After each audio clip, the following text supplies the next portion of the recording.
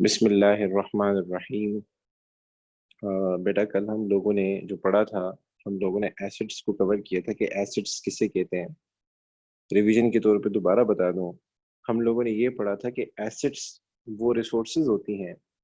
Acids वो resources होती हैं जो बिजनेस ओन करता है और बिजनेस के कंट्रोल में होती हैं, और जिससे ये एक्सपेक्टेड होता है कि उससे हमें इकोनॉमिक बेनिफिट्स फ्लो होंगे, उससे हमें इकोनॉमिक बेनिफिट मिलेंगे। तो हर वो रिसोर्स जो आप ओन करते हैं और आपके कंट्रोल में है और उससे आपको इकोनॉमिक बेनिफिट्स मिलेंगे, तो वो हमारे पास क्या कहलाता है? एसेट्स कहलाता है। इसकी एग्जांपल मैंने ये दी कि फॉर सपोज कोई स्कूल है और उसने अपनी बिल्डिंग ओन की हुई है, तो वो बिल्डिंग उसके लिए एसेट है, क्योंकि उससे उनको एक अकोमोडेशन नीड उनकी पूरी हो जाती है, एक उनको शेल्टर प्रोवाइड हो जाता है, और उसके अलावा वो उसके जरिए अपनी जो भी बिजनेस एक्टिविटीज होते हैं वो रन कर पाते हैं। ठीक है। अगर एक स्कूल है और उसके पास क्या नाम है, फर्नीचर पड़ा हुआ, तो फर्नीचर उनके लिए क्या है? एसेट्स है। उससे उनकी एक बिजनेस की नीड पूरी हो रही है और उनको एक बेनिफिट मिलता है। दैट इज, वो एजुकेशन की जो भी एक्टिविटीज कर रहे हैं वो उनकी आसानी से पूरी हो जाती है।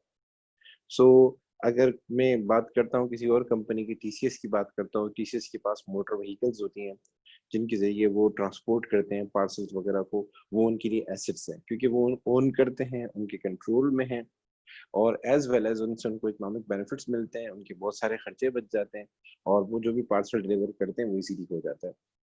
इसके बाद हमने पढ़ा था non current asset and current asset.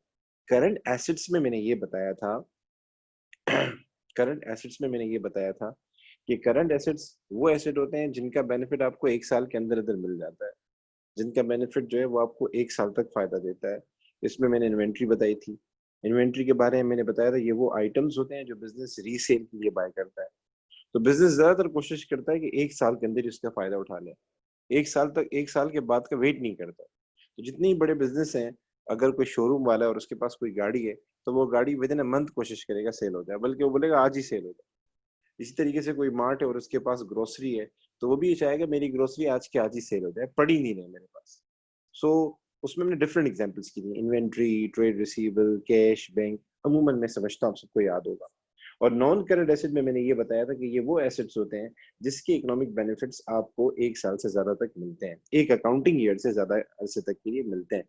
जैसे आपके पास बिल्डिंग है, बिल्डिंग आपको बहुत अरसे तक बेनिफिट देगी। आपने कोई लैंड अक्वायर की है, उसका बेनिफिट आपको बहुत अरसे तक मिलेगा। तो वो आपके लिए क्या कहलाएगा? वो आपके लिए एसेट कहलाएगा, नॉन करंट एसेट कहलाएगा। ठीक है, ये हमने लास्ट टाइम कोचिंग कर दिया था। अब आते हैं आज के टॉपिक पे, दैट इज लाइबिलिटीज।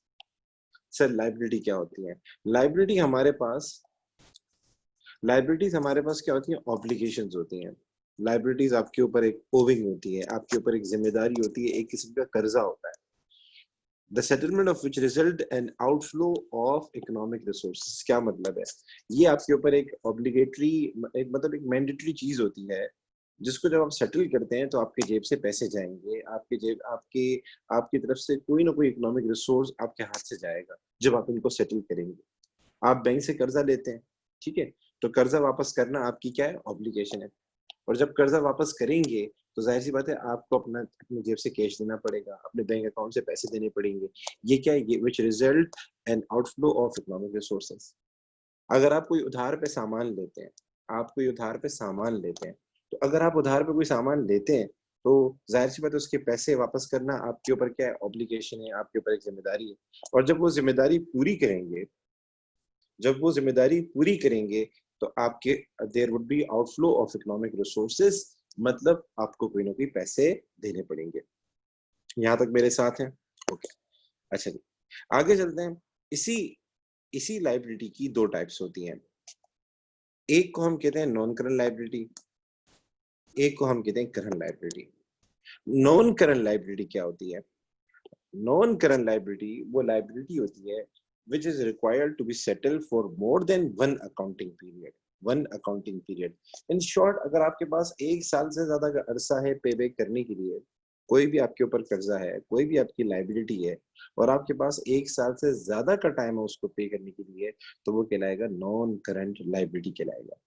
ठीक है ना? मैं इसकी एग्जांपल देता हूँ। आपने बैंक लोन लिया, ठीक है, और आपने 3 साल बाद देना है। आपने आज बैंक लोन लिया और आपको उसके पैसे 3 साल बाद अदा करने हैं, तो वो आपके लिए क्या कहलाएगा? वो आपके लिए नॉन करंट लायबिलिटी कहलाएगा, क्योंकि आपके पास टाइम 3 साल तक का है, 12 महीने से ज्यादा का टाइम है। ठीक है, 12 महीने से ज्यादा का टाइम है।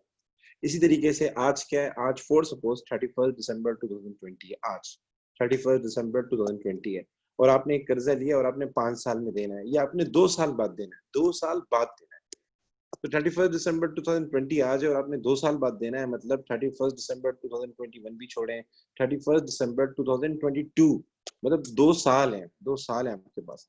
तो ऐसा कर्जा जिसमें आपको पे करने के लिए 1 साल से ज्यादा का टाइम, 2 साल हो, 3 साल हो, 4 साल हो, 1 साल से ज्यादा का टाइम हो, 12 महीने से ज्यादा का टाइम हो, वो क्या कहलाता है? वो कहलाता है नॉन करंट लायबिलिटी कहलाता है।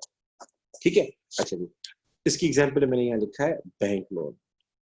ठीक है, अमूमन बैंक लोन जो होते हैं वो 3 साल, 4 साल, 5 साल, 10 साल भी होते हैं, 15 साल भी होते हैं, डिपेंड करता है सिचुएशन के ऊपर। उसके बाद आते हैं, अच्छा और भी एग्जाम्पल आ सकती हैं, लेकिन समझाने के लिए हमने एक एग्जाम्पल लिखी है। अच्छा जी, उसके बाद आते हैं हमारे पास जो है करंट लायबिलिटी। करंट लायबिलिटी क्या होता है? ये वो लायबिलिटी होती है जिसको आपने सेटल करना होता है with in one accounting period, जिसको सेटल करना होता है with in one accounting year, with in one accounting period के लिए, with in one accounting year के लिए। मतलब आपने 12 महीने के अंदर अंदर उनको सेटल करना है, आपने विद इन ईयर उनको पे करना है। तो सर ऐसी कौन सी लायबिलिटी हो सकती है जिन्हें हमें 1 साल के अंदर पे करना हो? इसमें सबसे पहले आता है हमारे पास ट्रेड पेबल। क्या आता है हमारे पास? ट्रेड पेबल आता है, सॉरी। सर ट्रेड पेबल क्या होता है? ट्रेड पेबल ये होता है, पेबल मतलब देना है, ठीक है, पेबल मतलब देना है। और ट्रेड पेबल क्या होता है? ट्रेड पेबल ये होता है कि अगर आपने कोई गुड्स लिए हैं क्रेडिट्स पे, ठीक है, मैं लिख देता हूँ, bought goods, bought goods on credit $10,000, ठीक है। अच्छा, मैं लिख देता हूँ, चलो जिस बंदे से लिए थे उसका नाम था एबीसी, जिस बंदे से आपने लिए थे उसका नाम था एबीसी। आपने गुड्स बाय किए, गुड्स मैं पहले ही बता चुका हूँ, गुड्स वो आइटम होते हैं that are bought for resale. ये वो आइटम होते हैं जिनको आपने बेचना होता है, जिनको आपने आगे सेल करना होता है। एक शोरूम वाले के लिए कार क्या गुड्स है, एक फर्नीचर वाले के लिए ये चेयर्स एंड सोफा क्या है, ये गुड्स है। एक स्टेशनरी वाले के लिए जिसकी बुक्स की दुकान है उसके लिए बुक्स क्या है, गुड्स है, क्योंकि वो इसीलिए बाय करते हैं उनको आगे बेचे। ठीक है, तो बिजनेस क्या करते हैं? उधार पे भी सामान बाय करते हैं, ज्यादातर बिजनेस उधार पे सामान लेते हैं, क्रेडिट पे सामान लेते हैं। तो जब आप क्रेडिट पे सामान लेते हैं तो आप एक प्रॉमिस करते हैं, आपने गुड्स तो लिए लेकिन साथ में आप एक प्रॉमिस करते हैं। ये एक ट्रांजेक्शन है बेटा, ये पूरी ट्रांजेक्शन है। मैंने पहले ही बताया था कि हर ट्रांजेक्शन के अंदर कंसिडरेशन होती है। कंसिडरेशन मतलब अगर मैं कुछ ले रहा हूँ तो कुछ दे भी रहा हूँ, मैं कुछ ले रहा हूँ तो कुछ दे भी रहा हूँ। अगर मैं गुड्स ले रहा हूँ तो बदले में मैं क्या दे रहा हूँ? मैं एक प्रॉमिस दे रहा हूँ। मैं प्रॉमिस दे रहा हूँ एबीसी को कि ये 10,000 रुपए का जो मैंने सामान लिया है ये मैंने आपसे क्रेडिट पे लिया है, मतलब आपको पैसे नहीं दिए। क्रेडिट ट्रांजेक्शन वो होती हैं जिसमें एक एक ट्रांजेक्शन तो हो जाती है, मतलब एक एक यानी एक्सचेंज तो हो गया, मतलब गुड्स आ गए चलो आपके पास, लेकिन दूसरी जो ट्रांजेक्शन है यानी कैश वाली ट्रांजेक्शन है वो पोस्टपोन होती है, वो बाद में करोगे, यानी कैश आप बाद में देंगे। तो क्रेडिट ट्रांजेक्शन के अंदर जो कैश की डीलिंग है वो बाद में हो रही होती है, इसीलिए आप देख रहे होंगे इसमें क्रेडिट का वर्ड आ रहा है, बॉट गुड्स ऑन क्रेडिट। तो मैं अगेन रिपीट करता हूँ, आपने गुड्स बाय किए, आपने गुड्स बाय किए एंड बदले में आपने प्रॉमिस दिया एबीसी को कि मैं इस गुड्स के बदले में आपको 10,000 रुपीज बाद में दूंगा, ठीक है, बाद में दूंगा। अब होता ये है कि जो नॉर्मल पीरियड हमारे पास चल रहा होता है वो विद इन 1 मंथ से लेके 3 महीने का टाइम चल रहा होता है, ठीक है, ज्यादा टाइम कोई नहीं देता।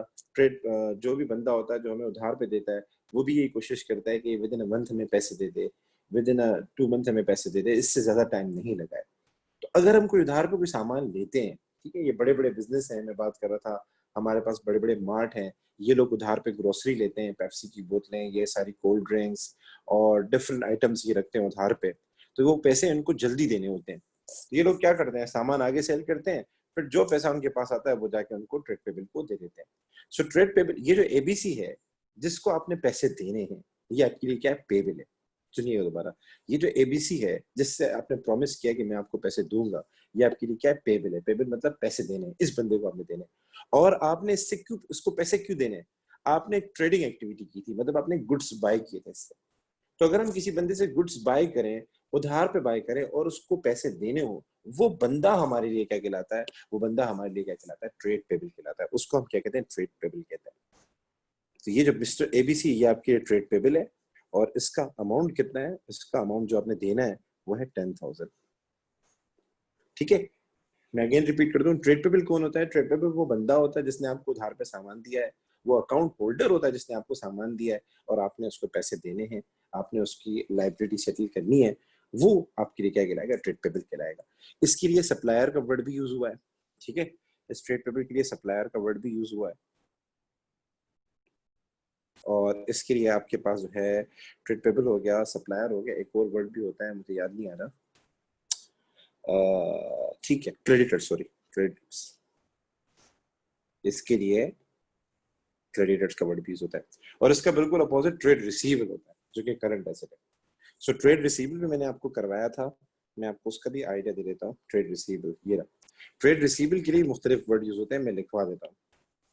ये जो ट्रेड रिसीवेबल है इसके लिए एक वर्ड यूज होता है डेटर्स, एक वर्ड इसके लिए हमारे पास यूज होता है ट्रेड रिसीवेबल हो गया, डेटर्स हो गया, क्रेडिट कस्टमर्स भी इसको कहते हैं, लेकिन ज्यादातर कॉमनली ये वर्ड यूज होता है, ट्रेड रिसीवेबल, एक डेटर्स।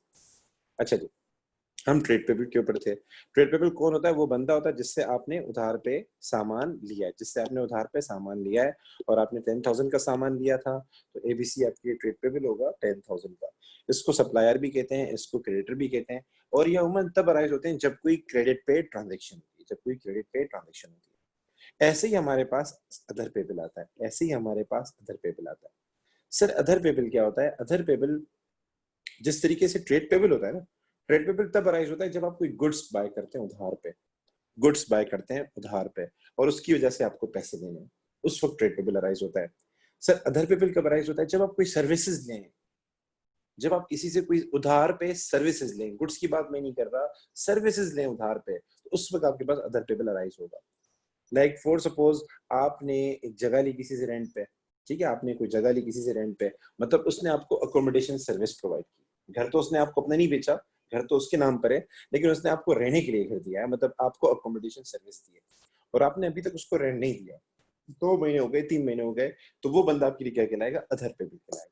दोनों लाइबिलिटीज होती हैं, दोनों लाइबिलिटीज होती हैं हमारे पास और करंट होती हैं, क्योंकि अगर आप किसी से कोई घर भी लेते हैं ना उधार पे और रेंट पे लेते हैं और आप 1 महीने, 2 महीने, 3 महीने रेंट नहीं दे, तो अगली बार क्या बोलेगा? भाई घर खाली कर दे, ये तेरे लायक नहीं है, ठीक है। इसी तरीके से आप टेलीफोन घर पे लगवाया, ठीक है, हम क्या करते हैं टेलीफोन के अंदर उसका बिल बाद में पे करते हैं, पूरा 1 महीना यूज करके, बिजली पूरा 1 महीना यूज करके, पानी पूरा 1 महीना यूज करके फिर बाद में बिल देते हैं। तो 1 महीना हुआ पैसे नहीं दिए, 2 महीने हुए पैसे नहीं दिए, तो वो आपके लिए क्या हो गए? अदर पेबल हो गए। वापडा वाले, हेस्को वाले, ये आपके लिए अदर पेबल हो गए। पीटीसीएल वाले आपके लिए अदर पेबल हो गए, मतलब आपने पैसे देने, आपने सर्विसेज दिए।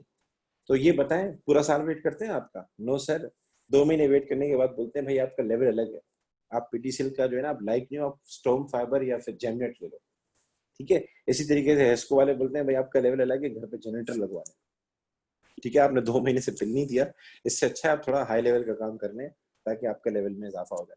सो ये कहलाते हैं अदर पेबल।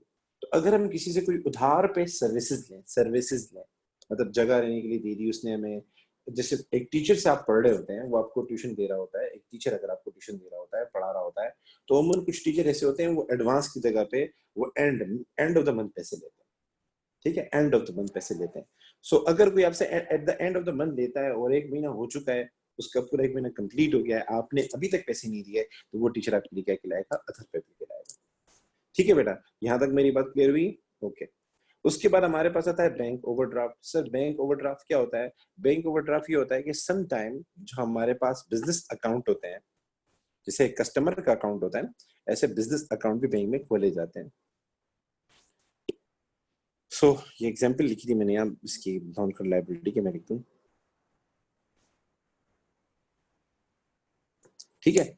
सम टाइम क्या होता है कि हमारे पास बैंक में फॉर सपोज 10,000 पड़े हुए हैं, ठीक है, 10,000 पड़े हुए हैं, और हमने क्या किया, बैंक से फॉर सपोज 9,000 बैंक से हमने निकलवाए, हमने 9,000 बैंक से, सॉरी 9,000 नहीं निकलवाए, हमने 11,000 निकलवाए, हमने बैंक से 11,000 जो है बैंक से निकलवाए, ठीक है। वैसे बैंक ज्यादा रकम देता नहीं, लेकिन अगर आपका for suppose business bank account है और बैंक के साथ डीलिंग आपकी अच्छी है, बैंक को पहले से आपने इन्फॉर्म की हुई है चीजें वगैरह जो भी है, तो बैंक जो होते हैं, जो वैल्यूड कस्टमर्स होते हैं उनके, जो उनके अच्छे कस्टमर्स होते हैं, बैंक उनको एक फैसिलिटी देता है।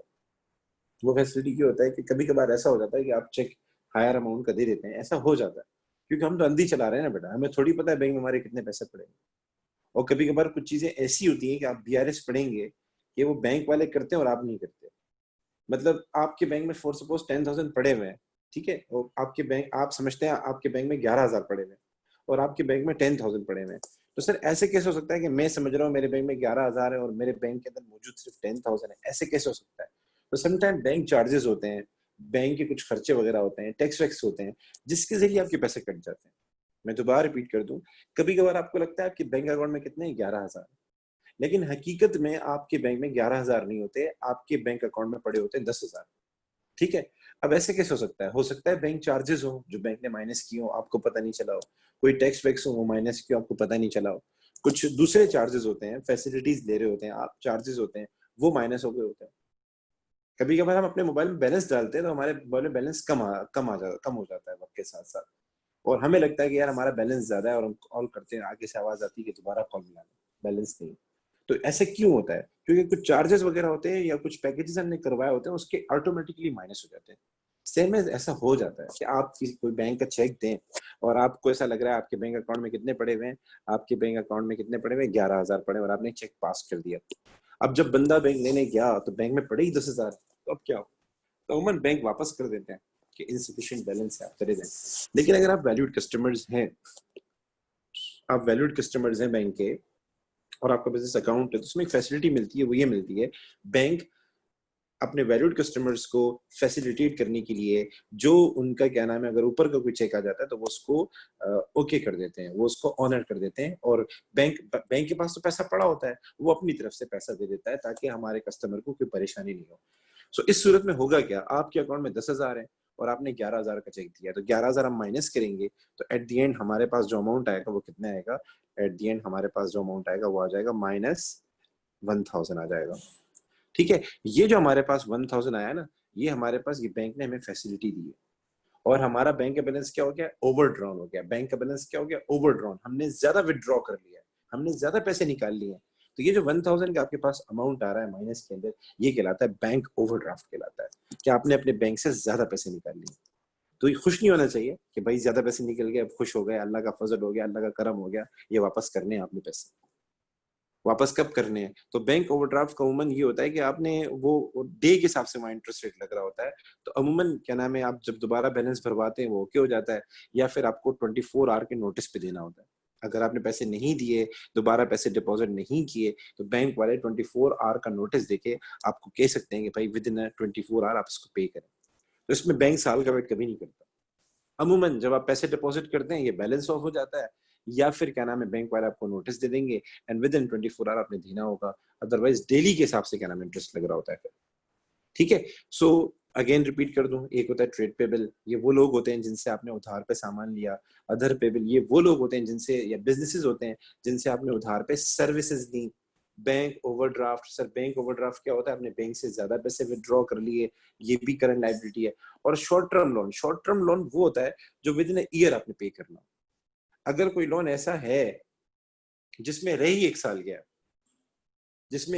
साल गया, लाइक आपने लोन लिया था 5 साल के लिए, 4 साल पूरे हो गए, माशाल्लाह से 4 साल पूरे हो गए, लाइक अब 2020 चल रहा है, आपने एक लोन लिया था, एग्जाम्पल ले लेते हैं 2016 के शुरू में लिया था, फिर 2016 हो गया, 17 हो गया, 18 हो गया, 19 हो गया, यानी 4 साल पूरे हो गए। ठीक है।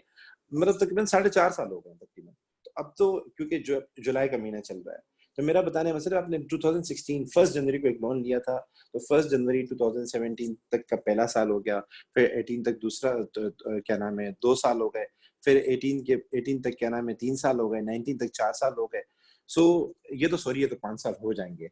सो मेरा बताने का मतलब है, अगर आपने कोई लोन फॉर सपोज 2017 के शुरू में लिया था, तो 2018, ओ सॉरी 2016 के शुरू में लिया था, तो 17, 18, 19 एंड 2020, ये पूरे 4 साल हो जाते हैं। और जुलाई तक ये तकरीबन आपके कोई 6 महीने और कर दें, 4.5 साल हो जाते हैं। तो मतलब आपके पास सिर्फ 6 महीने रुके पड़े हुए हैं, आपके पास सिर्फ 6 महीने पड़े हुए हैं उसको अदा करने के लिए।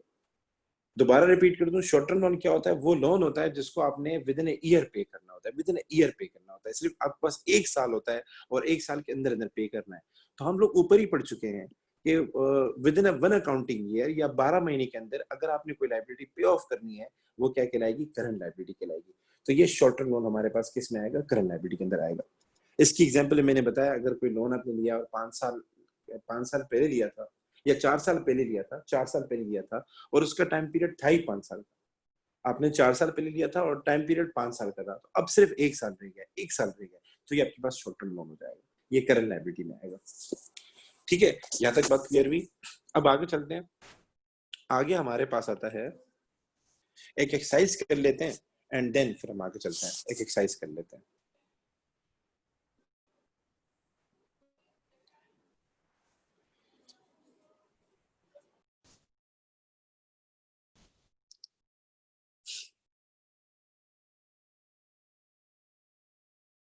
जी बेटा, एक्सरसाइज ये है कि आपने एसेट एंड लायबिलिटीज को आइडेंटिफाई करना है, एसेट एंड लायबिलिटीज को आइडेंटिफाई करना है कि इनमें से कौन सा एसेट है और इनमें कौन सी जो है लायबिलिटीज है। तो सबसे पहले आते हैं, हम इसके ऊपर आते हैं।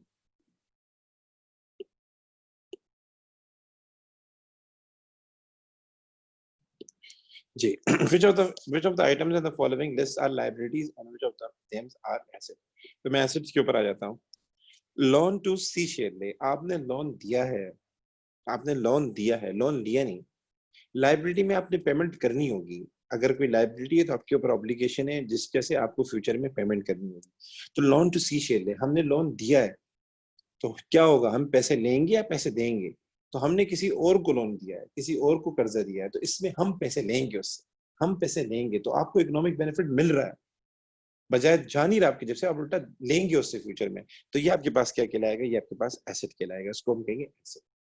हमने जो बैंक लोन लिखा था ना, उसमें हमने बैंक लोन लिया होता है जिसकी वजह से हमें क्या नाम है, फ्यूचर में जाके उसको पेमेंट करनी होती है। ट्रेड पेबल है, उसमें हमने गुड्स ली है, फ्यूचर में जाके उसको पेमेंट करेंगे। तो उसमें क्या होता है, जब उसकी सेटलमेंट का टाइम आता है तो आपने पैसे देने होते हैं, आपने पैसे देने होते हैं। यहाँ पर आपको पैसे मिल रहे हैं जब सेटलमेंट का टाइम आएगा। ठीक है, तो मैं अगेन रिपीट कर दूं, लाइबिलिटी में क्या होता है, आपको पेमेंट करनी पड़ती है, आप there is outflow of economic benefits. ठीक है, और एसेट्स के अंदर क्या होता है, आपको इकोनॉमिक बेनिफिट मिलता है, तो इसके अंदर आपको इकोनॉमिक बेनिफिट मिल रहा है। ठीक है, लोन टू सीट, और फ्यूचर में मिलेगा तो ये non current asset. Sir bank overdraft अभी बता चुके हैं, ये आपके लिए क्या होता है, ये आपकी लाइबिलिटी हो जाएगी। फिक्सचर्स एंड फिटिंग्स, ये पहले ही बात कर चुका हूँ। फिक्सचर्स वो आइटम होते हैं जो फिक्स होते हैं, एंड फिटिंग्स वो आइटम होती हैं जो फिट होते हैं, लाइक मार्बल हो गया, टाइल्स हो गए, दरवाजे, खिड़कियां, ये सब इसके अंदर आ जाता है। तो ये आपके पास एसेट्स है, नॉन करंट एसेट्स है आपके पास। कंप्यूटर्स, ये आपके पास एसेट्स हैं।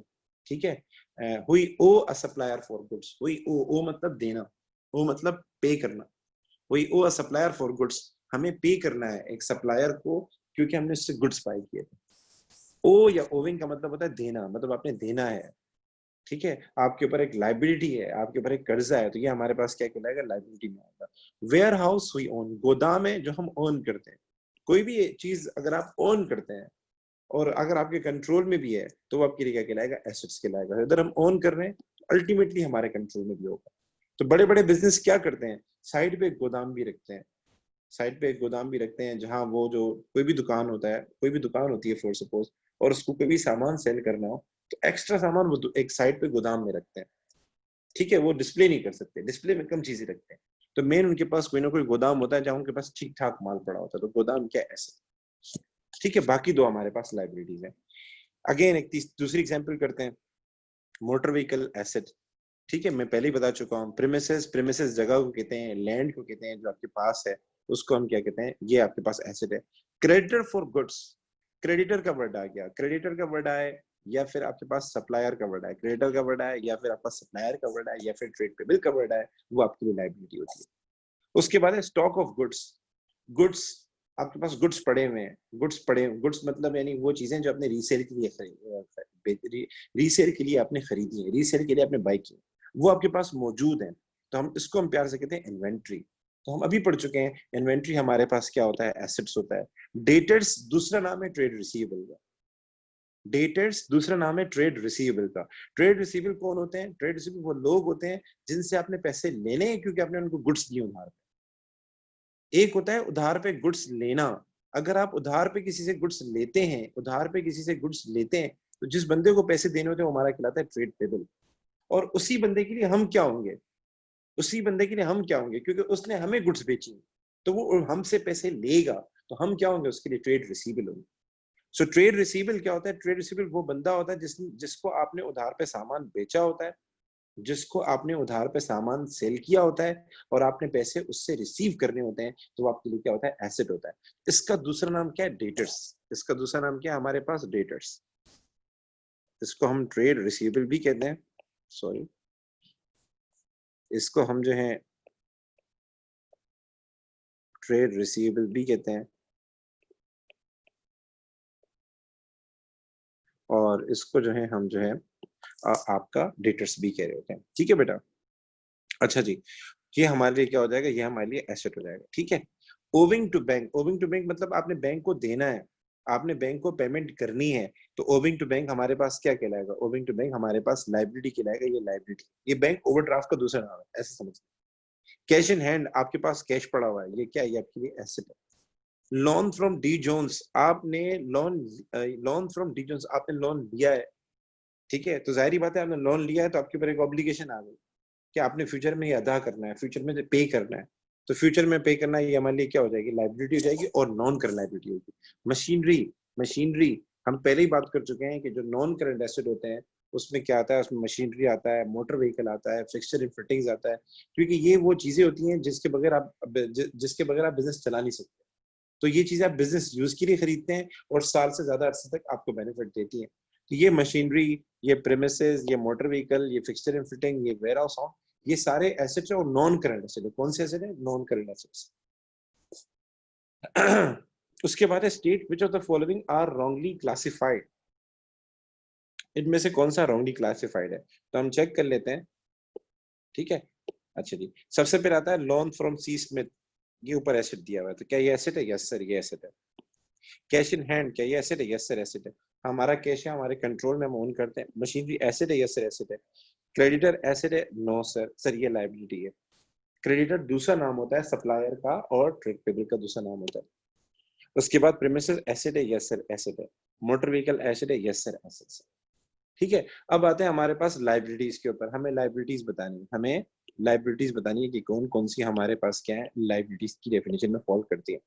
तो stock of goods, stock goods कहते हैं वो आइटम्स जो आपने रीसेल पर्पस के लिए बाय किए हैं, रीसेल पर्पस के लिए बाय किए, और अगर वो आपके पास पड़े हुए, आपके पास मौजूद हैं, तो वो आपकी अपनी चीज है, आपकी मर्जी, जब बेचें जैसा करें, तो ये एसेट होता है हमेशा। इसको हम प्यार से इन्वेंट्री कहते हैं, और ये हमारे पास क्या होता है? एसेट होता है। तो ये इसने गलत लिखा है, ये एसेट है, ये आपके पास लाइबिलिटी नहीं है। ठीक है? Debtors, debtors again trade receivable का दूसरा नाम है, ट्रेड रिसीवेबल का ये दूसरा नाम होता है आपका एसेट जो है, ये ट्रेड रिसीवेबल का दूसरा नाम है। तो ये डेटर्स हमारा एसेट है, क्योंकि हमें पैसे लेने हैं, पैसे देने नहीं। And money owing to bank, ये बिल्कुल सही फरमाया इसने। हमें बैंक को पैसे देने, ओविंग का मतलब देना, ओविंग हो गया, ओ हो गया, इसका मतलब देना। तो मनी ओविंग टू बैंक, पैसे हमने देने, तो ये बैंक ओवरड्राफ्ट का दूसरा नाम है, इसको हम बैंक ओवरड्राफ्ट कहते हैं। ठीक है? ये हमारे पास कहलाएगा बैंक ओवरड्राफ्ट। ठीक है बेटा? तो ये हमारे पास लाइबिलिटी एंड एसेट्स की पहचान हमें हो गई। अच्छा जी, तो आगे चलते हैं।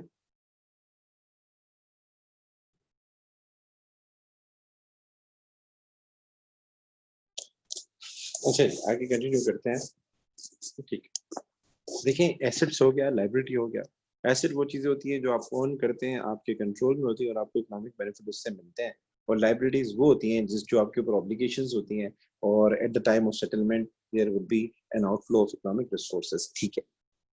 एक तीसरी चीज जो इम्पोर्टेंट ड्रम है आपकी अकाउंटिंग, मतलब आपकी पूरी अकाउंटिंग घूम रही होती है, तीन स्पेशली हेड्स होते हैं उनकी, एसेट, लाइबिलिटी, और तीसरी चीज है कैपिटल। सर कैपिटल किसे कहते हैं? कैपिटल, देखें, बिजनेस को कौन चलाएगा? ओनर चलाएगा, ओनर मैनेज करेगा। तो ओनर जो भी बिजनेस में इन्वेस्टमेंट कर रहा होता है, ओनर बिजनेस में जो भी पैसा ला रहा होता है, ठीक है, वो बिजनेस के लिए क्या कहलाता है? कैपिटल कहलाता है। कैपिटल का मतलब क्या होता है? कैपिटल का मतलब वो चीजें जिसपे ओनर का हक है, वो चीजें जिसपे ऑनर का राइट है।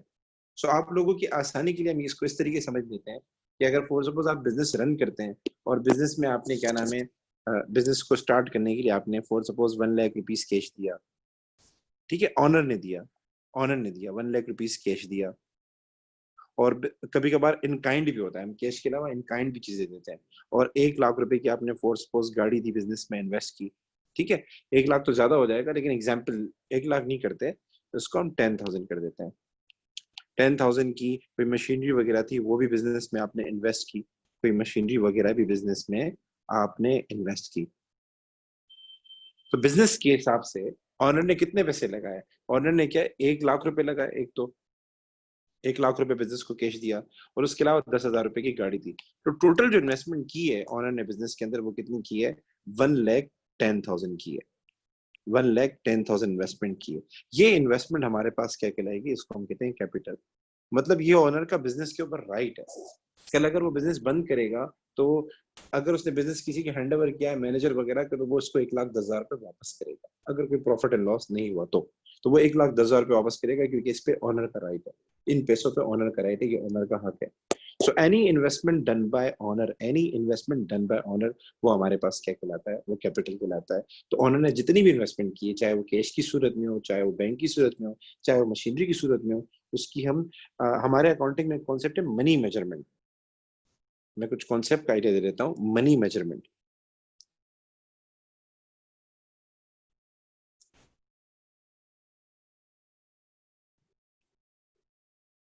हमारे पास अकाउंटिंग में कुछ रूल्स एंड रेगुलेशन है। तो एक कॉन्सेप्ट है money measurement. Money measurement concept ये कहता है कि कोई भी ट्रांजेक्शन है ना, कोई भी ट्रांजेक्शन है, और आपने उसको रिकॉर्ड करना है। हम रिकॉर्डिंग सीखेंगे इंशाल्लाह कि ट्रांजेक्शन्स को रिकॉर्ड कैसे करते हैं। तो आपने मनी वैल्यू वाली ट्रांजेक्शन्स को रिकॉर्ड करना है, मतलब उसकी मनी वैल्यू होनी चाहिए। अगर कोई भी ट्रांजेक्शन है तो उसकी कोई मॉनेटरी वैल्यू होनी चाहिए। मॉनेटरी वैल्यू यानी इन टर्म्स ऑफ करेंसी होनी चाहिए। लाइक फॉर सपोज आपके पास कोई बंदा आता है और चोरी की गाड़ी आपको दे देता है, तो क्या उसको रिकॉर्ड करे? नहीं करे। उसको नोट डाउन करे? नहीं करे। उसकी कीमत क्या है? उसकी कीमत क्या है? उसकी वैल्यू क्या है? तो आपके पास कोई रिलायबल सोर्सेज नहीं है, कोई रिलायबल सोर्सेज नहीं है कि आप मॉनेटरी वैल्यू उसकी बता सकें उस गाड़ी की। तो हम वो नहीं रिकॉर्ड कर सकते, क्योंकि हमारे पास मॉनेटरी वैल्यू नहीं अवेलेबल है। तो हम अकाउंटिंग के अंदर कोई भी ट्रांजेक्शन रिकॉर्ड अगर करते हैं, कोई भी चीज रिकॉर्ड करते हैं, तो उसकी मॉनेटरी वैल्यू होनी चाहिए।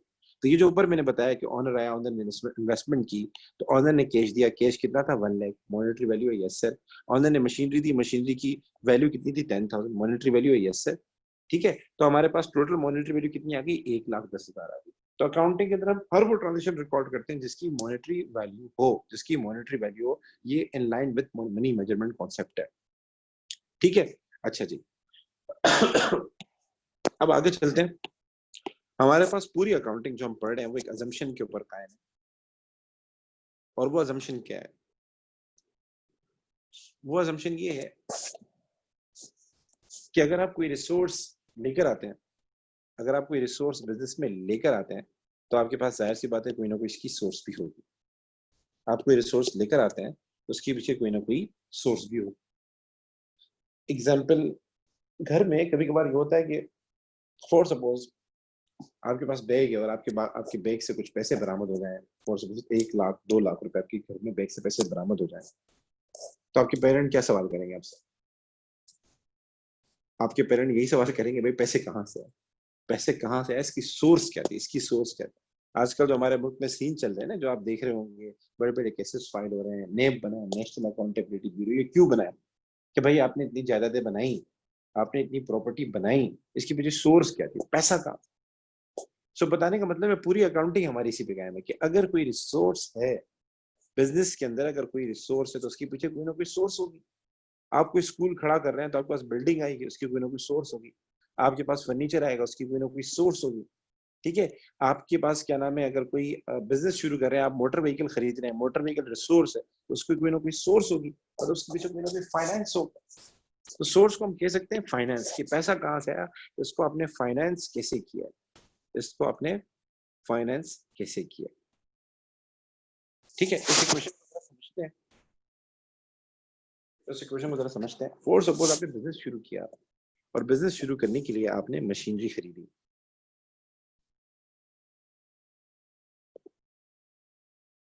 अहमद ने बिजनेस शुरू किया, और बिजनेस शुरू करने के लिए अहमद ने 10,000 की मशीनरी खरीदी। ठीक है, अहमद ने 10,000 की मशीनरी खरीदी। अब ये 10,000 कहाँ से है सर? ये अहमद के पास पड़े हुए थे। अहमद के पास 10,000 सेव हुए थे, पड़े हुए थे, जमा थे। तो अहमद ने अपनी सेविंग इन्वेस्ट की। ठीक है, तो अगर मैं इसको ट्रांसलेट करूं अकाउंटिंग की लैंग्वेज में, इस पूरी जो है आपकी जो ट्रांजेक्शन, इसको अगर मैं ट्रांसलेट करता हूं अकाउंटिंग की लैंग्वेज में, तो मशीनरी क्या है? एक रिसोर्स है, और वो रिसोर्स जो बिजनेस ओन करता है, बिजनेस के कंट्रोल में होती है, उसको प्यार से हम क्या कहते हैं? उसको प्यार से हम कहते हैं एसेट्स। तो हमारे पास क्या हो जाएगा? एसेट्स $10,000 के हैं, और इन एसेट को फाइनेंस किसने किया था? अहमद ने किया था। इन एसेट के लिए पैसे किसने दिए थे? अहमद ने दिए थे। और अहमद कौन है? ऑनर है। अहमद कौन है? ऑनर है। तो ऑनर अगर कोई भी इन्वेस्टमेंट करता है, प्यार से हम उसको क्या कहते हैं? प्यार से हम उसको कहते हैं कैपिटल। तो हम यहाँ लिखेंगे $10,000, और ये हमारे पास क्या हो जाएगा? ये हमारे पास हो जाएगा कैपिटल।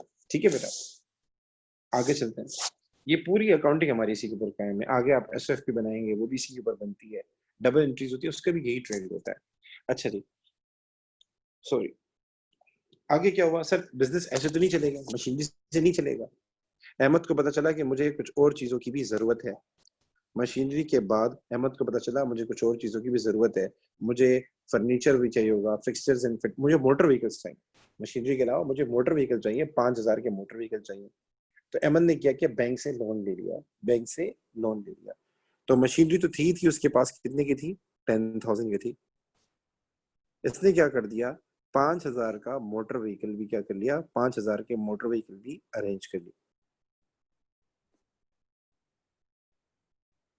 ठीक है। अब इस 5,000 मोटर व्हीकल के लिए 10,000 तो इसने अपने लगाए हुए थे, ठीक है, वो तो थे ही थे, वो इसने अहमद ने खुद लगाए थे।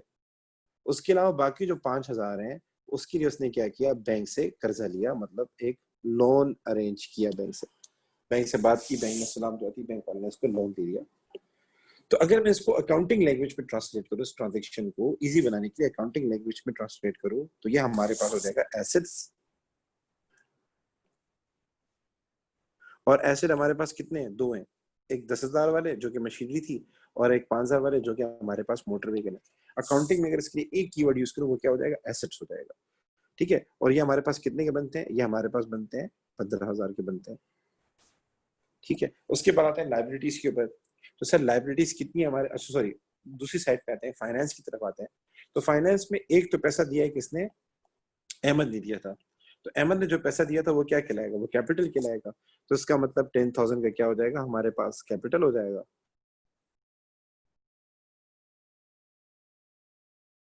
ठीक है। और प्लस कर देते हैं, और ये जो 5,000 है, ये हमारे पास क्या हो जाएगा? ये हो जाएगा लाइबिलिटी। ठीक है। तो इससे बताने का मेरा मतलब है कि 15,000 के बिजनेस में एसेट्स हैं, उसको फाइनेंस कैसे किया है? 15,000 को फाइनेंस करने के लिए इन्होंने क्या किया था कि 10,000 तो ऑनर ने दिए थे, और बाकी 5,000 इन लोगों ने क्या किए थे? यानी बैंक से अरेंज की थी, यानी एक लाइबिलिटी अरेंज की थी। तो इस इक्वेशन को अगर मैं और आसानी से लिखूं, तो ये हमारे पास हो जाएगा, बिजनेस में अगर कोई भी एसेट आता है, बिजनेस में अगर कोई भी आपके पास एसेट आता है, बिजनेस में कोई भी एसेट्स अगर अरेंज होते हैं, तो एसेट्स की सोर्स क्या होगी? एसेट की सोर्स या तो कैपिटल होगा, और अगर कैपिटल कम पड़ जाता है तो इसमें लाइबिलिटीज भी आप अरेंज कर सकते हैं।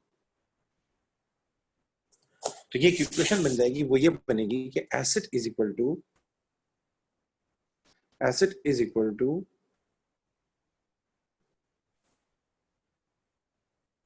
Capital plus liability. Asset is equal to capital plus liability, ये इक्वेशन बन जाएगी। हमारे पास पूरी अकाउंटिंग इसी की होती है कि अगर आप कोई एसेट लेकर आ रहे हो, उसके ऊपर कोई ना कोई सोर्स होती है, या तो वो कैपिटल होता है या वो लाइबिलिटी होती है। ठीक है। और उस आगे जाके हम एसएफपी बनाते हैं, वो इसी इक्वेशन की बेस के ऊपर बनती है।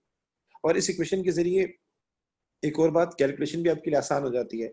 मतलब अगर आपको कैपिटल दिया हो, एसेट दिया हो, तो आपको पता लग सकता है कि लाइबिलिटीज कितनी है। ठीक है। अगर आपको लाइबिलिटीज दी हो और एसेट दिया हो, तो कैपिटल कितना आप मालूम कर सकते हैं, आप आसानी के साथ क्या ना मालूम कर सकते हैं। तो अगर फॉर सपोज आपको एसेट दिए हैं, फॉर सपोज 10,000 फॉर 20,000 के आपको एसेट्स दिए हुए हैं, ठीक है, और आपको कहा जाता है लाइबिलिटीज कितनी की है? लाइबिलिटीज 5,000 की है। ये बताएं आपके पास कैपिटल कितना होगा? तो बड़ा आसान है, आपने सिंपली ये करना है कि 5,000 को यहाँ लेके जाना है, वो 20,000 से माइनस हो जाएगा, तो हमारे पास कितना आ जाएगा कैपिटल? हमारे पास आ जाएगा 15,000, हमारे पास क्या आ जाएगा? कैपिटल आ जाएगा। आप जाके, ठीक है। तो मेरा बताने का मतलब, इस इक्वेशन के जरिए आप कैलकुलेशन भी कर सकते हैं, जो छोटी मोटी कैलकुलेशन आती है एसेट की, कैपिटल की, लायबिलिटी की, वो भी आप कर सकते हैं। हम इसको इन डिटेल नहीं पढ़ेंगे अकाउंटिंग इक्वेशन को, वो हमारे कोर्स में नहीं है कि इसमें फर्दर ट्रांजेक्शन बाय ट्रांजेक्शन क्या चेंजेस आती हैं। सिंपल एक कॉन्सेप्ट है, कि ये इक्वेशन कैसे ड्राइव हो रही है उसको बताना है। तो अभी मैं एक सवाल करवा रहा हूँ, आप वो देख सकते हैं, वो सवाल कर लेते हैं, उसके बाद हम आगे चलते हैं।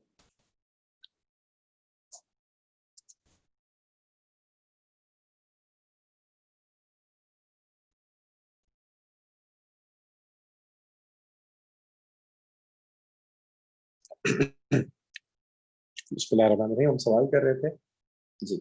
सवाल आपने ये करना है कि लाइक इसके अंदर आपके पास क्या है, एसिड्स दिए हुए हैं, आपको जो है एसिड्स दिए हुए हैं, ठीक है, आपको लायबिलिटीज दी हुई है, कैपिटल फाइंड करना है।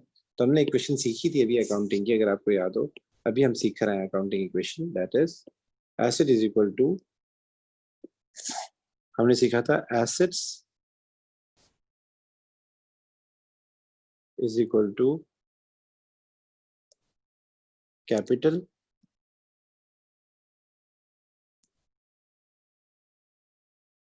Plus liabilities. ये हम इक्वेशन बेट पे सीख चुके हैं। तो आपके पास एसेट्स गिवन है एंड लायबिलिटीज गिवन है, कैपिटल फाइंड करना है, बड़ा आसान है। क्या करें सर, लायबिलिटीज जब इस साइड पे आएंगी, राइट हैंड साइड पे आएंगी, तो हमारे पास क्या होंगे, माइनस होंगी। सो 12,500 माइनस आप कर दें 1,800, ये आपके पास कितना हो जाएगा, 10,700। सो हमारे पास कैपिटल आ जाएगा 10,700। इस तरीके से दूसरी इक्वेशन है जिसमें आपके पास एसेट्स दिए हुए हैं, सॉरी बेटा, जिसमें आपके पास एसेट्स दिए हुए हैं, लायबिलिटीज दी हुई हैं, और आपसे कहा जा रहा है कैपिटल फाइंड करें। तो बड़ा आसान है, 28,000 माइनस 4,900, ये कितना हो जाएगा, ये हो जाएगा 23,100। हम लिख देते हैं 23,000, सॉरी बेटा 23,000 हम लिख देते हैं 100, ये हमारे पास आ जाएगी, ठीक है। उसके बाद तीसरी इक्वेशन है जिसमें आपके पास एसेट्स दिए हुए हैं और कैपिटल दिया हुआ और लायबिलिटीज पूछ रही है। अगेन एसेट के साथ बाकी चीज तो माइनस ही होंगी, कुछ भी होगा। जब एसेट्स दिया हो और बाकी चीज दिया हो, माइनस ही होंगे हमारे पास। तो 16,800 एसेट्स थे हमारे, इसमें से जो ऑनर ने पैसे दिए थे वो 12,500 थे। इसका मतलब 4,300 जो है हमारे पास वो किस लाइबिलिटीज होंगी हमारे पास, ठीक है। इसी तरीके से आप इसके बाद दूसरा वाला भी कर लीजिएगा, वो भी बड़ा आसान है। हम आते हैं ई वाले पार्ट की तरफ। हमें लाइबिलिटीज दी हुई है एंड कैपिटल दिया और एसेट्स पूछ रहा है। तो ये दोनों फाइनेंस है, ये दोनों फाइनेंस है, तो ये दोनों जाहिर सी बात है क्या होंगे, प्लस होंगे। कैपिटल प्लस लाइबिलिटीज होती है ना हमारे पास। और तो 6,300 प्लस 19,200, तो ये हमारे पास अल्टीमेटली फिगर कितनी हो जाएगी, ये हमारे पास आ जाएगा 25,500 आ जाएगा। इसी तरीके से आप आखिरी वाला पार्ट भी कर सकते हैं, डेट इज 39,750 प्लस 11,650, ये हमारे पास हो जाएगा 51,400, हमारे पास यहाँ टोटल फिगर आ जाएगी, ठीक है। इस तरीके से ये asset plus asset is equal to capital plus liability, हमारा ये वाला काम हो गया। अच्छा जी, अब आगे चलते हैं।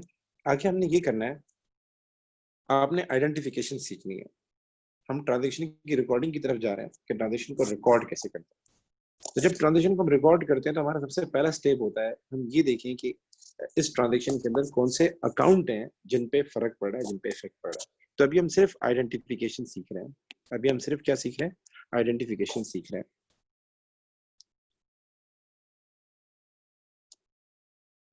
कि आपके पास कोई भी सवाल आ जाता है, कोई भी ट्रांजेक्शन आ जाती है, उसको रिकॉर्ड करना हमारे अकाउंटिंग में सबसे पहला स्टेप होता है, चीजों को रिकॉर्ड करना, चीजों को रिकॉर्ड करना, ट्रांजेक्शन को रिकॉर्ड करना।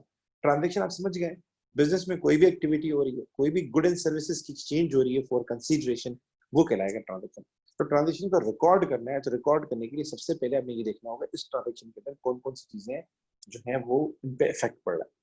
तो हमारे पास बिजनेस में क्या होता है, अकाउंट बनते हैं। जैसे आप कोई काम करते हैं स्कूल में, तो केमिस्ट्री का अलग रजिस्टर होगा, बायोलॉजी का अलग रजिस्टर होगा, बिजनेस का अलग होगा, इकोनॉमिक्स का अलग होगा, इंग्लिश का अलग होगा, अलग अलग जगह रिकॉर्ड करते हैं, अलग अलग जगह रिकॉर्ड करते हैं। तो हमारे पास बिजनेस में भी होता है कि हम ट्रांजेक्शन जो होती हैं उनकी नेचर के हिसाब से उनको रिकॉर्ड करते हैं। लाइक फॉर सपोज हम क्या करते हैं, अकाउंट बनाते हैं। अभी मैं आपको अकाउंट का आइडिया नहीं दे रहा, अकाउंट कैसे बनता है वो आपको बात में दूंगा। तो हम क्या करते हैं, हर हर नेचर ऑफ ट्रांजेक्शन के लिए अकाउंट बनाते हैं। लाइक हमारे पास बिजनेस में अगर कोई कैश आप दे रहे हैं, कैश इन हैंड, अगर आप कोई कैश दे रहे हैं और कैश दे रहे हैं या कैश पे कर रहे हैं, तो उसके लिए हम क्या करते हैं, कैश अकाउंट बनाते हैं। उसके लिए हम क्या करते हैं, कैश का अकाउंट बनाते हैं। और कैश अकाउंट के अंदर हम क्या करते हैं, सिर्फ कैश की डिटेल। अकाउंट वो जगह होती है जहां सेम नेचर ऑफ ट्रांजेक्शन होता है। अकाउंट वो जगह होती है जहां पर क्या होता है, सेम नेचर ऑफ ट्रांजेक्शन आती है। मतलब जो भी ट्रांजेक्शन, यानी अगर कैश अकाउंट है तो उसमें सिर्फ कैश की डीलिंग होगी। जो भी कैश आपके पास आ रहा होगा वो इसी अकाउंट के अंदर आएगा, जो भी कैश आपके पास से जा रहा होगा वो भी इसी अकाउंट के अंदर आएगा। ठीक है। अच्छा जी, इसके बाद अगर हमारे पास कोई ट्रांजेक्शन ऐसी जिसमें चेक का वर्ड आ रहा है, चेक का वर्ड आ रहा है, मतलब आप चेक दे रहे हैं या चेक ले रहे हैं, तो जाहिर सी बात है अगर चेक का वर्ड आ रहा है तो उसका मतलब आपका जो ये पैसा ये कहाँ पड़ा हुआ है, बैंक पे पड़ा हुआ है। तो इसके लिए हम क्या करते हैं, बैंक अकाउंट बनाते हैं। सर कैश अकाउंट और बैंक अकाउंट में क्या फर्क होता है? कैश से मुराद ये है कि वो कैश जो आपके पास फिजिकली अवेलेबल है, जो आपके पास है, आपके पास मौजूद है, आपके कंट्रोल में, आपके पास नकद मौजूद है, फिजिकली आपके पास मौजूद है। लाइक बिजनेस की बात करते हैं तो बड़े बड़े बिजनेस छोटे मोटे कैश भी अपने पास रखते हैं, वो सारा पैसा बैंक में नहीं जमा करते। जाहिर सी बात है दुकान में कभी जनरेटर का फ्यूल खत्म हो जाता होगा, कभी कभार क्या नाम है फिनाइल चाहिए होगा, कभी कभार दोस्त यार आ जाएंगे, चाय चाहिए होगी, कभी कभार कुछ छोटे मोटे खर्चे अराइज हो जाएंगे। अब फॉर सपोज कोई दोस्त आ गया पकौड़े मंगवाने, 50 रुपए के लिए मैं चेक थोड़ी दूंगा पकौड़े के लिए। तो बड़े बड़े जो बिजनेस होते हैं वो क्या करते हैं, पेटी कैश मतलब छोटे मोटे खर्चे के लिए कैश अकाउंट मेंटेन करते हैं, अपने पास कैश रखते हैं, फिजिकल कैश रखते हैं। खुले भी कभी कभार चाहिए होते हैं आपको तो फिजिकल कैश रखते हैं। तो वो कैश जो आपकी प्रेमिसेस में आपके पास अवेलेबल है, जिसको अपने बैंक में नहीं रख पाया, वो कहलाता है कैश। और वो पैसे जो अपने बैंक में जमा किए हुए हैं, मतलब बैंक वालों के पास पड़े हुए हैं आपके अपने पैसे, लेकिन बैंक अकाउंट के अंदर आपके पास पड़े हुए हैं, वहां मौजूद है, फिजिकली आपके पास नहीं है, वो कहलाता है बैंक अकाउंट। उसके लिए हम बैंक अकाउंट बनाते हैं।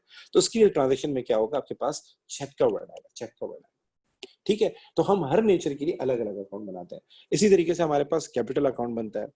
कैपिटल अकाउंट किसके लिए बनता है, ऑनर के लिए बनता है। ऑनर कोई भी इन्वेस्टमेंट अगर कर रहा हो, ऑनर अगर कोई भी इन्वेस्टमेंट कर रहा हो तो उसको मेंटेन करने के लिए हम क्या करते हैं, कैपिटल अकाउंट, जो वो इन्वेस्टमेंट कर रहा है उसके लिए। अगर वो कैश दे रहा है, क्योंकि जाहिर सी बात है कल जब बिजनेस खत्म होगा ये सारे पैसे इसको देने हैं हमें। ठीक है, ये बिजनेस खत्म होगा तो उसको देखना है कि मेरे मेरे मेरे पैसे कितने बनते हैं, मेरा राइट कितने पैसे में बनता है, तो वो उसको कैपिटल अकाउंट से पता लगेगा। ठीक है। इसी तरीके से अगर हम कोई नॉन करंट एसेट आ रहा है, सवाल के अंदर कोई एसेट आ रहा है, कोई भी ट्रांजेक्शन उसमें एसेट आ रहा है, तो कैश का तो मैंने बता दिया आपको, ये एसेट है, बैंक का मैंने आपको बता दिया। कोई नॉन करंट एसेट आ रहा है तो उसके लिए हमारे पास हर हर नॉन करंट एसेट के लिए अलग अलग अकाउंट बनता है, अलग अलग अकाउंट बनता है। लाइक फॉर सपोज अगर कोई मशीनरी का वर्ड आ गया तो मशीनरी का अकाउंट अलग बनता है। अकाउंट वो जगह होती है जहां same nature of transaction record होते हैं, मशीनरी के लिए अलग अकाउंट बनेगा। फिक्सचर्स एंड फिटिंग आ गया तो इसकी नेचर अलग होती है, तो इसके लिए हमारे पास क्या होगा, अलग अकाउंट बनेगा। ठीक है। इसी तरीके से आपने किसी को लोन दिया है तो लोन की नेचर अलग होती है, लोन का अकाउंट अलग बनेगा। ठीक है बेटा।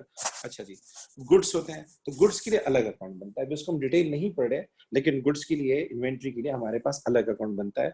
आपने सिर्फ आइडेंटिफाई करना है कि ये जो ट्रांजेक्शन है इस पे किन अकाउंट पे इम्पैक्ट पड़ रहा है। ठीक है। तो अभी सिर्फ आसानी के लिए आप गुड्स जहन में बना लें। गुड्स, अगर सवाल में कोई गुड्स का वर्ड आ जाए ना, सवाल में कोई गुड्स का वर्ड आ जाए, गुड्स वो आइटम्स होते हैं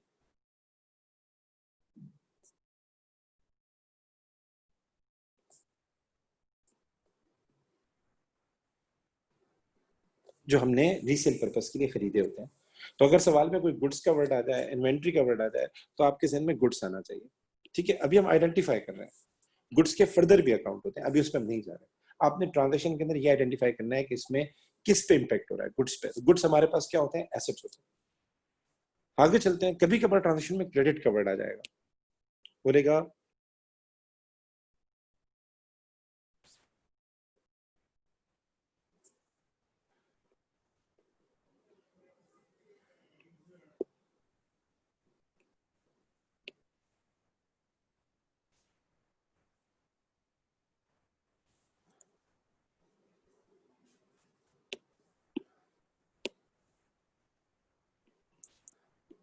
ठीक है।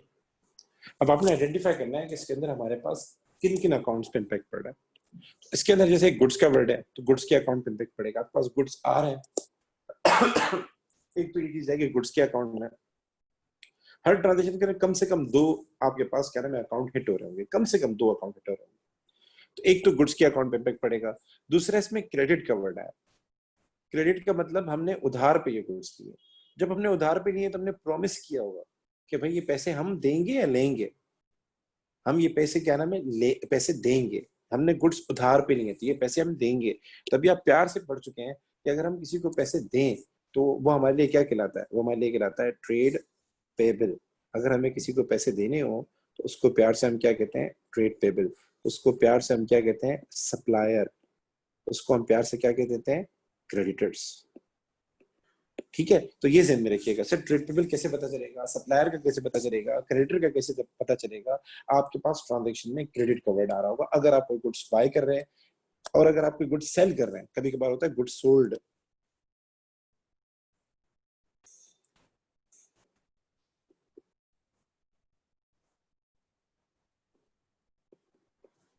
Goods sold on credit $5,000। आपने गुड्स सोल्ड ऑन क्रेडिट किए तो एक इस अकाउंट में किस पे इंपैक्ट हो रहा है, गुड्स पे इंपैक्ट हो रहा है। ठीक है, दूसरा किस पे इंपैक्ट हो रहा है, हमारे पास दूसरा इंपैक्ट यहाँ क्रेडिट का वर्ड आ रहा है। दूसरा क्या वर्ड आ रहा है, क्रेडिट का वर्ड आ रहा है। तो इसका मतलब यहाँ हम उधार पे सेल कर रहे हैं, उधार पे सेल कर रहे हैं, तो पैसे मिलेंगे या देंगे। हम उधार पे गुड्स दे रहे हैं, हम उधार पे गुड्स दे रहे हैं, सॉरी बेटा, हम उधार पे गुड्स दे रहे हैं, हम उधार पे दे रहे हैं, तो हमें पैसे मिलेंगे, हमें पैसे मिलेंगे। यहाँ पर हमारे पास कौन सा वर्ड आएगा, हमें पैसे लेने हैं, हमें पैसे लेने हैं उनसे, बंदे से। तो यहाँ पे वर्ड आएगा ट्रेड रिसीवेबल। यहाँ पे वर्ड आएगा हमारे पास डेटर्स। ठीक है बेटा, यहाँ पर हमारे पास वर्ड आएगा डेटर्स। तो आपने ये भी मैं आपको एक्टिविटी कराऊंगा, उसमें आपने आइडेंटिफाई करना है कि कौन कौन सी चीजें हिट हो रही है, मतलब यानी कौन कौन सी चीजों पे इफेक्ट हो रहा है, कौन कौन सी चीजों पे इम्पैक्ट पड़ रहा है उस ट्रांजेक्शन का। कम से कम दो चीजें आपने बतानी, कम से कम दो चीजें बतानी। ठीक है, कम से कम आपने क्या करना है, दो चीजें बतानी।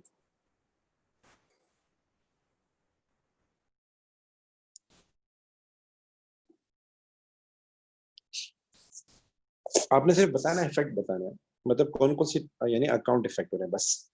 इंक्रीज डिक्रीज कुछ भी नहीं बताना। तो हम सबसे पहला काम करते हैं, वी पे अ क्रेडिटर $70 इन कैश। ये मैं करवा देता हूँ। इसमें एक तो आप कैश पे कर रहे हैं, तो एक तो आपके पास जो अकाउंट इम्पैक्ट करेगा वो होगा कैश का। दूसरा किसको दे रहे हैं कैश, किसको दे रहे हैं कैश, क्रेडिटर को दे रहे हैं। क्रेडिटर मतलब आपकी लाइबिलिटी, क्रेडिटर मतलब आपका ट्रेड पेबल, क्रेडिटर मतलब आपका सप्लायर। जाहिर सी बात है, आपने उधार पे सामान लिया है तो आपने पे भी तो करना है। तो इसके अंदर एक तो कैश पे इम्पैक्ट पड़ रहा है, दूसरा क्रेडिटर पे इम्पैक्ट पड़ रहा है। कैश आपका एसेट होता है, क्रेडिटर आपकी क्या होती है, लाइबिलिटी होती है। ठीक है, ये भी नोट डाउन कर लेते हैं। ठीक है, ये आपका एसेट होगा और ये आपके पास क्या होगा, लाइबिलिटी होगी। अच्छा जी, दूसरे पे आते हैं। दूसरा हमारे पास है bought fixture 200 paying by cheque. एक तो फिक्सचर है, फिक्सचर एंड फिटिंग, अगर आपको याद आ रहा हो। दूसरा मैंने कहा जहां भी चेक का वर्ड है आपके जहन में बैंक आना चाहिए। आपके जहन में क्या आना चाहिए, आपके जहन में बैंक आना चाहिए। तो यहाँ पर हमारे पास एक बैंक आएगा। बैंक हमारे लिए क्या होता है बेटा, एसेट होता है। दूसरा हमारे पास फिक्सचर भी क्या होता है, एसेट होता है। ठीक है, आपने सिर्फ आइडेंटिफाई करना है, आपने सिर्फ आइडेंटिफाई करना है।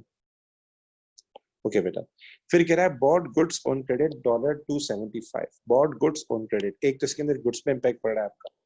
ठीक है, गुड्स हमारे लिए नॉर्मली एसेट होता है, ठीक है, एसेट में आएगा। और bought goods on credit, credit का वर्ड आया, क्रेडिट का वर्ड है, आपने क्रेडिट पे बाय की, आपने क्रेडिट पे बाय किए हैं, तो ये आपके लिए क्या कहलाएगा, ये आएगा ट्रेड पेबल। यहाँ पे आएगा लाइबिलिटी, क्रेडिटर आएगा आपके पास। ठीक है बेटा, तो अभी सिंपल सिंपल हम वो सीख रहे हैं, क्या नाम है, इम्पैक्ट सीख रहे हैं, आगे इम्पैक्ट का सवाल है। तो हम सिंपल ट्रांजेक्शन को आइडेंटिफाई करें अभी, कि कौन कौन से अकाउंट पे हमारे पास फर्क पड़ रहा है। इसकी डिटेल आगे नेक्स्ट क्लास में करेंगे। तो बॉट गुड्स ऑन क्रेडिट £275। एक तो गुड्स का वर्ड आ गया। गुड्स अगर हम हमारे पास किस में आते हैं, एसेट्स के अंदर आते हैं, क्योंकि जब भी हम गुड्स बाय करते हैं हमारी इन्वेंट्री में इजाफा हो रहा है। तो इन्वेंट्री हमारे लिए क्या है, एसेट्स है। ऑन क्रेडिट का वर्ड आ गया है। सो क्रेडिट का मतलब क्या है, यहाँ पर आपने उधार पे लिए हैं, तो आपके लिए क्या नाम है, ट्रेड पेबल आएगा। यहाँ पर ट्रेड पेबल क्या होती है, आपकी लाइबिलिटी होती है।